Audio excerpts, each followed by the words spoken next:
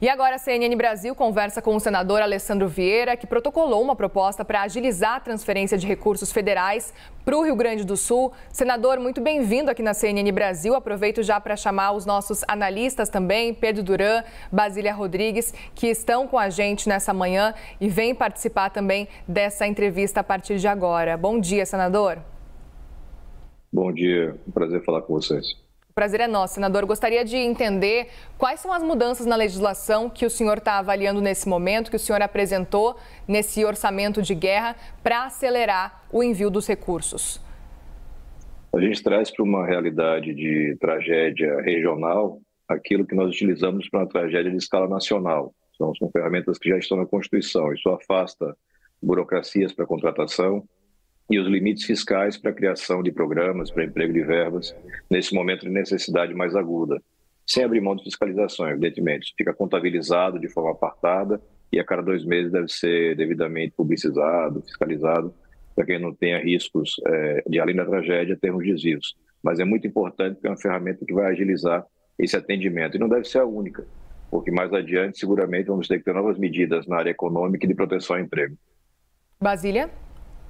Senador, do ponto de vista orçamentário, esta semana o Congresso tem uma decisão super importante que é avaliar os vetos do presidente da República sobre o orçamento, como aquele que segura, o repasse de quase 6 bilhões de reais para emendas.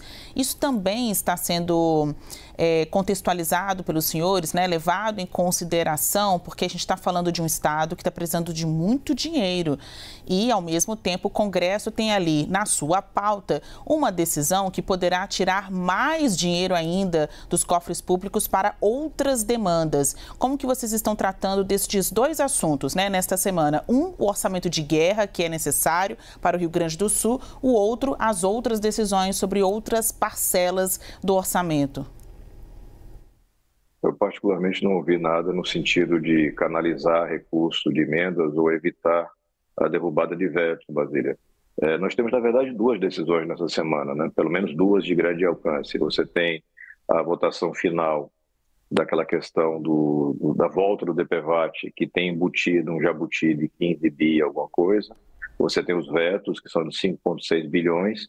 E você tem também na pauta uma terceira questão, que é a PEC dos quinquênios, que tem um impacto também elevadíssimo.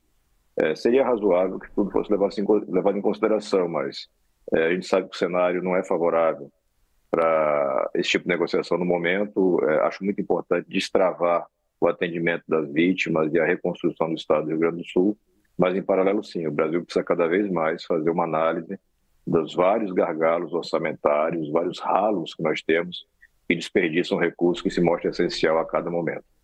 Pedro? Senador, bom dia. Obrigado pela conversa aqui no Novo Dia. Queria entender 2 pontos importantes sobre a tua proposta. Primeiro, se ela vale apenas para o Rio Grande do Sul como estado, se ela pode ser dividida e valer para cidades específicas e se ela também contemplaria outros locais onde a gente viu tragédias, como por exemplo o Acre no início do ano. Mas a gente também tem na Constituição a possibilidade de estado de calamidade, estado de emergência, que já flexibilizam essas movimentações jurídicas, inclusive para contratações. No que essa proposta se difere do estado de calamidade ou do estado de emergência, por exemplo? Ela permite, Pedro, que a gente trate uma questão regional com ferramentas que a Constituição reservou apenas para cenários nacionais. E sim, é um instrumento permanente. Nós temos que ter a clareza de que eventos dessa magnitude, infelizmente, tendem a se repetir. São consequência das mudanças climáticas, isso foi alertado por décadas e a conta começou a chegar. Então, só o Estado do Rio Grande do Sul, salvo engano, nos últimos 8 meses, enfrentou 3 grandes enchentes, 3 grandes dificuldades causadas por excesso de chuvas. Em outros estados, da mesma forma. Então, a gente cria uma ferramenta, ela é ativada por solicitação do Presidente da República e aprovação do Congresso Nacional, e a partir daí você adota para situações localizadas ferramentas que, a priori, a Constituição só reservou para a calamidade nacional. Senador, o senhor espera aprovar esse texto ainda nessa semana, então?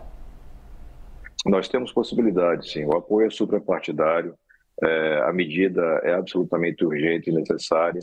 Acho que as 2 casas terão maturidade para fazer isso tramitar com velocidade, até porque, como falei no começo, outras medidas serão necessárias. Você imagina o pequeno empresário que tinha 4, 5 funcionários, que agora vai passar meses sem ter uma atividade econômica. Eu tenho que cuidar desse empresário, desses trabalhadores.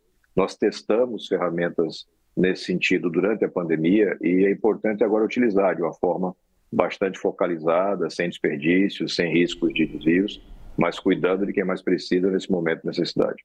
Basília? A gente viu publicado nas suas redes sociais, e essa é uma informação nova, né, até para divulgar para a população, que o senhor já reuniu o número de assinaturas suficientes para o início dessa tramitação da proposta, né? Eu insisto na pergunta sobre esta semana, porque a semana começa com um abalo aqui em Brasília, né? Uma cobrança em cima de Brasília sobre o que o Congresso pode fazer pelo Rio Grande do Sul. E na quinta-feira tem sessão sobre os vetos presidenciais que, na sua magnitude, dizem respeito à prioridade do recurso público. O senhor acha que esta vontade de fazer pelo Rio Grande do Sul, a ponto de em poucas horas o senhor ter reunido todas as assinaturas necessárias para a PEC, pode fazer diferença na votação da quinta-feira? Olha, meu desejo é que sim. A realidade aponta que não, pelo histórico que nós temos aqui no Congresso Nacional. Como disse, o veto é de 5,6 bilhões, mas a tendência é que o Congresso aprove uma ampliação de 15,2 bilhões de reais com a anuência do governo federal.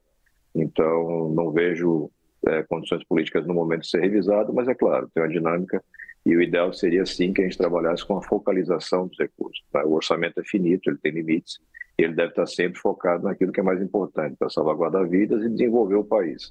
Nem sempre é a escolha adotada pelo Congresso brasileiro. Pedro?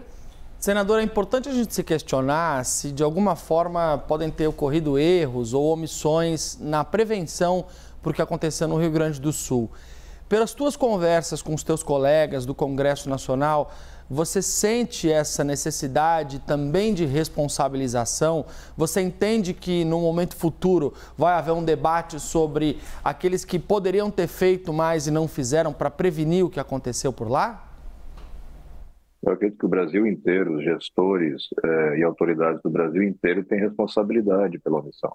Essa não é uma realidade surpreendente, ela foi avisada pelos cientistas dezenas de vezes, centenas talvez. Eu mesmo tenho uma proposta de um fundo emergencial para reparar esse tipo de tragédia que tramita desde 2019, sem nenhum avanço, porque é uma pauta que não chama atenção. A gente só olha para isso quando a tragédia acontece. Mas o fato é que nós precisamos adaptar as nossas cidades para essa nova realidade. Medidas de prevenção, de adaptação das cidades, tem que ter verba, e é muita verba para isso tudo, porque é uma realidade que chegou e que não vai mudar. A gente vai ter esses eventos climáticos extremos se repetindo pelo Brasil afora. Já existem notícias de risco de eventos climáticos extremos no norte nos próximos 10 dias. Não sei se está confirmado ou não.